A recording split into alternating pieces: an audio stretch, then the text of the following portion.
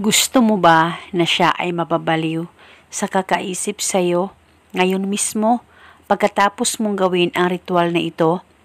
Lalong-lalo na kung ikaw ay kinalimutan na niya at nararamdaman mo rin na wala ka na talagang halaga sa kanya. Gusto mo ba na manumbalik ang nararamdaman niya sa'yo? Yung sobra siyang mababaliw sa kakaisip sa'yo at gustong-gusto niya na ikaw ay makita at makausap palagi. Kaya kung gusto mo na maging ganito ang partner mo, ay gawin mo lamang itong ituturo ko sa inyo ngayon na ritual.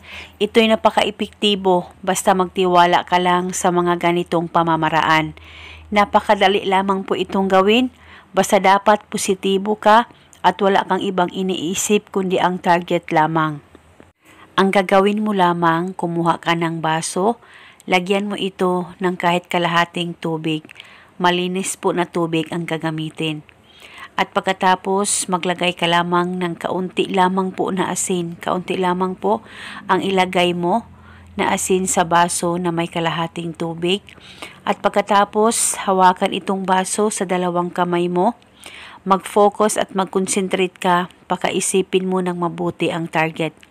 At dapat wala kang ibang iniisip at dapat tahimik ang nasa paligid mo. At ibulong mo ang mga pangyarihang salitang ito. Pangalan at apelyido niya. Sa kapangyarihan nitong ritual, ikaw ay mababaliw sa kakaisip sa akin. Lalong-lalo na kung hindi mo ako nakikita o nakakausap araw-araw. Ibulong mo lamang ito ng paulit-ulit kahit ilang beses. Pwede ka rin mag-iba o magdagdag ng hiling kung gusto mo, wala pong problema. At pagkatapos, inumin mo na itong tubig, dapat ubusin niyo po ang pag-inom nito. At kinabukasan, ulitin mo ang paggawa nitong ritual, gawin ito isang beses sa isang araw sa kahit na anong oras na gusto mo. At depende po sa inyo kung hanggang kailan niyo po gustong ihinto ang ritual na ito. At paniguradong matatamaan siya pagkatapos mong gawin ito. At kahit okay na kayo, ay pwede mo pa rin ipagpatuloy itong ritual.